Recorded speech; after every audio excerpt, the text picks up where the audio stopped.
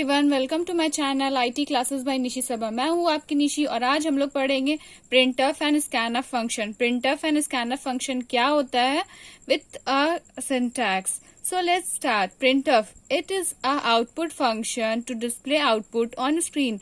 Printf क्या होता है? ये एक आउटपुट फंक्शन रहता है जो कि डिस्प्ले करता है आउटपुट स्क्रीन में। मतलब हम लोग का जो भी आउटपुट आता है वो किसके थ्रू आता है? प्रिंटफ। अगर हम प्रिंटफ में कुछ भी चीज लिखेंगे तो वो हम लोग का आउटपुट में शो होगा। Number first, it is a inbuilt library function. ये क्या है? ये एक इनबिल्ट लाइब्रेरी फंक्शन है। इनबिल्ट लाइब्रेरी फंक्शन मतलब ये ऑलरेडी हम लोग का डिफाइन किया हुआ है। Which is declared in studio.h header file, जो कि हम लोग का किसमें डिक्लेयर किया हुआ है? studio.h हेडर फाइल्स में इसको डिक्लेयर किया गया है। We use printf function with format specifies like percentage। यहाँ पे हम लोग क्या बता रहा है कि हम लोग जो printf फंक्शन यूज करते हैं उसमें हम लोग का कुछ फॉर्मेट रहता है जो कि स्पेसिफाइज किया रहता है। मतलब स्पेसिफाई मतलब होता है कि वो बताया गया है। जैसे कि %d, %d हम लोग को किस लिए यूज करना है ये हम लोग को स्पेसिफाई किया हुआ है कि %d जब हम लोग इंटीजर वैल्यू लेंगे तो ही %d यूज कर सकते हैं।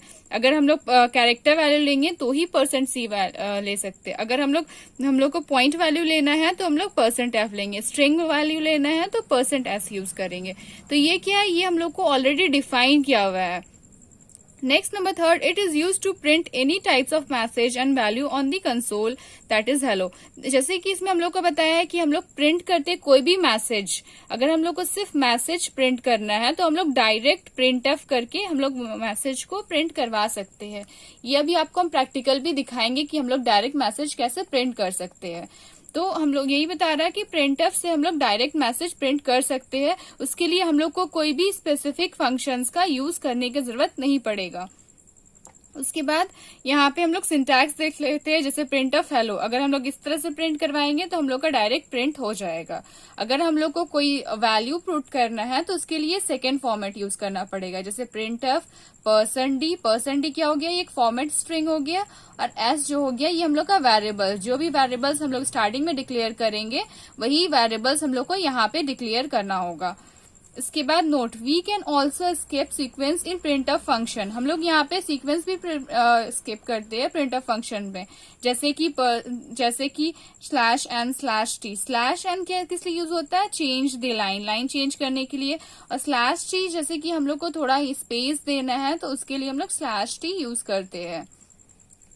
अब चलिए हम लोग इसका फॉर्मेट स्ट्रिंग देखते हैं कि हम लोग इसको कैसे लिखते हैं। तो प्रिंट है format string for reading numeric data. तो यहाँ पे फॉर्मेट स्ट्रिंग और यहाँ पे नंबर्स टू रीड हम लोग कैसे कौन से न्यूमेरिक डाटा को कैसे यूज करते हैं। जैसे अगर हम लोग को कोई भी डेसिमल इंटीजर्स चाहिए तो उसके लिए हम लोग %d यूज करेंगे। अगर कोई ऑक्टल इंटीजर्स चाहिए तो %o यूज करेंगे। अगर हेक्साडेसिमल इंटीजर्स चाहिए तो %x यूज करेंगे। अगर अनसाइंड डेसिमल इंटीजर्स चाहिए तो हम लोग %ud यूज करेंगे। अनसाइंड ऑक्टल इंटीजर्स यूज करना है तो UO यूज करेंगे। अनसाइंड हेक्साडेसिमल इंटीजर्स यूज करना है तो %UX यूज करेंगे। लॉन्ग डेसिमल इंटीजर्स यूज करना है तो LD। Long octal integers use करना है तो LO। Long hexadecimal integers use करना है तो LX। अगर फ्लोटिंग तो हम आपको बहुत बार बता चुके हैं। पॉइंट वैल्यू चाहिए तो %f। अगर कैरेक्टर वैल्यू चाहिए तो %c। Character means alphabet. String value चाहिए तो %s। तो ये क्या था? ये सब न्यूमेरिक डाटा था। हम लोग किस तरह से कोई भी डाटा को किस फॉर्मेट से लिखते हैं। अगर हम लोग को किस टाइप का डाटा चाहिए तो कौन सा फॉर्मेट हम लोग को यूज करना है। अब नेक्स्ट हम लोग स्कैनफ देखें। स्कैनफ क्या होता है? It is a input function to input from keywords. मतलब यहाँ पे हम लोग क्या करते हैं? इनपुट देते हैं। कोई भी डाटा को इनपुट देना रहा तो हम लोग यहाँ पे स्कैनफ का यूज करते हैं। जैसे हम प्रिंटफ में बताए थे कि कोई भी वैल्यू को हम लोग को प्रिंट करवाना है या कोई भी मैसेज को प्रिंट करवाना है तो हम लोग प्रिंटफ का यूज करते थे। अगर कोई वैल्यू को हम लोग को इनपुट देना है तो हम लोग स्कैनफ का यूज करते हैं। स्कैनफ में ही हम लोग कोई भी वैल्यू को इनपुट देते हैं। जैसे नंबर फर्स्ट में it is also inbuilt library function. जैसे हम बताए थे कि हम लोग का प्रिंटफ जो था वो भी इनबिल्ट लाइब्रेरी फंक्शन था, उसी तरह स्कैनफ भी जो है वो इनबिल्ट लाइब्रेरी फंक्शन ही है। Which is declare in studio.h, जो कि डिक्लेयर होता है studio.h हेडर फाइल्स में।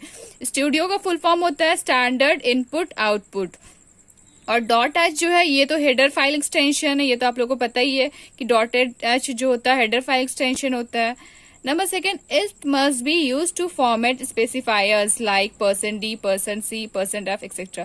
यहाँ पे हम लोग को %d, %c, %f से ही हम लोग इसको स्पेसिफाई करते हैं। जैसे कि हम आपको बताए थे कि जब हम लोग printf का यूज करते हैं, अगर हम लोग को कोई मैसेज प्रिंट करवाना है तो हम लोग को ये सब वैल्यू की जरूरत नहीं होती है, लेकिन स्कैनफ में हम लोग को ये सब स्पेसिफायर्स की जरूरत होती है, क्योंकि इसके बिना ये वर्क नहीं करता है। तो स्कैनफ में ये बहुत ही इंपॉर्टेंट होता है, क्योंकि हम लोग उसको स्पेसिफाई करना पड़ता है कि वो कौन सा वैल्यू है। नेक्स्ट इसका सिंटैक्स देख लेते हैं। स्कैनफ %d क्या हो गया, ये फॉर्मेट स्ट्रिंग हो गया, और एंड जो हो गया ये एड्रेस हो गया, और ए वेरिएबल्स हो गया। तो ये हो गया इसका सिंटैक्स। अब चलिए अब इसको आपको प्रैक्टिकली दिखाते हैं। चलिए इसको आउटपुट देख लेते हैं। तो फर्स्ट इसको हम लोग कंपाइल करवाएंगे। देखिए कंपाइल में एक भी एरर नहीं है। अब क्या करेंगे, इसको रन करवाएंगे हेलो को। तो यहाँ पे रन करवाएंगे तो हम लोग को Alt+F5 चाहिए। देखिए यहाँ पे हेलो आ गया मेरा आउटपुट। ये मैसेज एक प्रिंट हो गया। अब नेक्स्ट हम वो नेक्स्ट वाला जो हम प्रिंटफ का यूज करने बताए थे कि हम लोग नेक्स्ट प्रिंटफ कैसे यूज करते हैं, वो अभी जस्ट आपको हम बताने वाले हैं। सो यहाँ पे इंट मेन के बाद यहाँ पे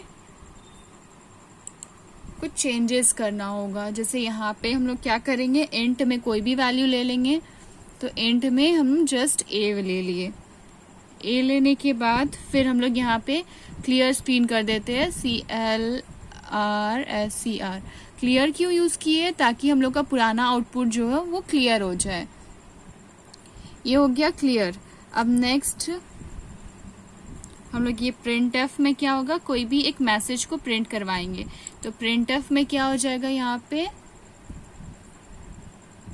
एंटर नंबर। आप चाहे तो कुछ और भी यहाँ पे मैसेज लिख सकते हो, वो आप पे डिपेंड होता है आप क्या मैसेज लिखेंगे।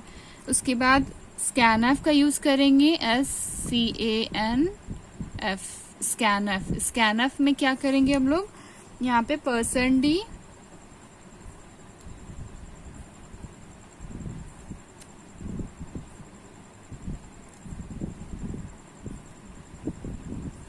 %d लेने के बाद फिर हम लोग यहाँ पे कोई भी एक वैल्यू ले लेंगे। एंड क्या होता है, एड्रेस होता है। तो एंड करके कोई भी एक हम लोग ले लिए।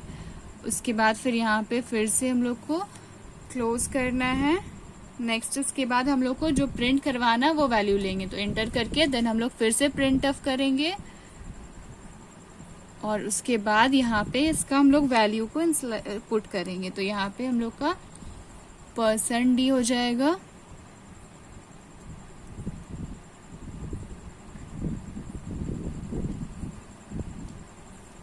और यहाँ पे इसका हम लोग का वैल्यू क्या है, n है, मतलब इंट में हम लोग क्या लिए हैं, ये a लिए है।